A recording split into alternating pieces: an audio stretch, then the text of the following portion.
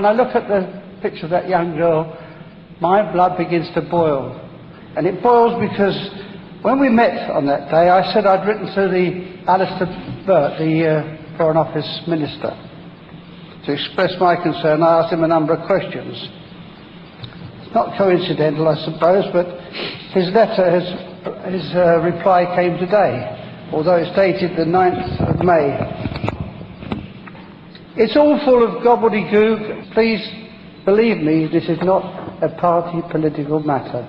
I had very much the same things to say when my party was in government, and I know that nobody here will take offence if I say that this is not political.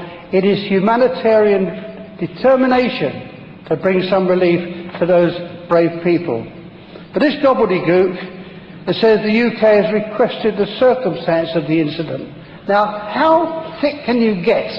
You get video footage, you get newsreels, you get reports of the carnage that followed that going into the camp.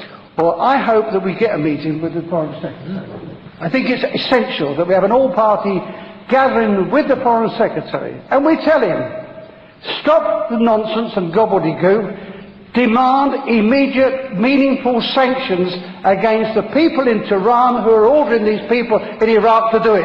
That's what they could be doing. The sanctions should be complete.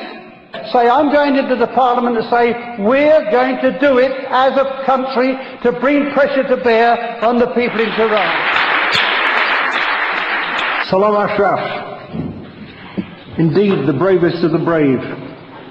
As you've seen, just using voices and raised arms to let those millions who cry freedom in Iran know that they, under this savage brutality, stand with them, and that those inside Iran are not alone.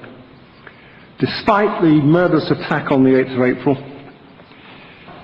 you in Ashraf stand tall and defiant, signalling to those inside Iran that freedom cannot be denied, only delayed.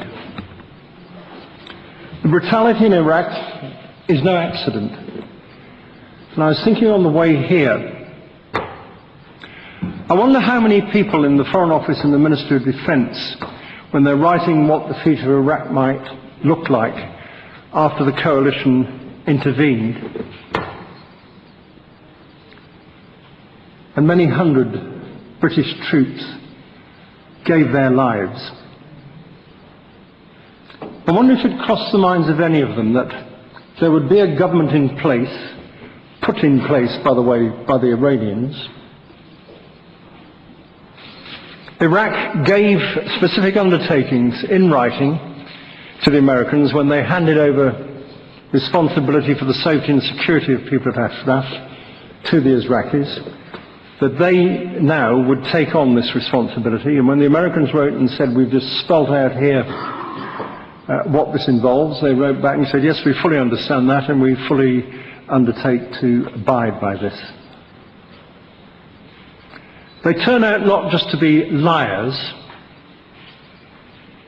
they turn out to be serial liars, because the ink was hardly dry on that letter before they then set up a committee for the suppression of Ashraf.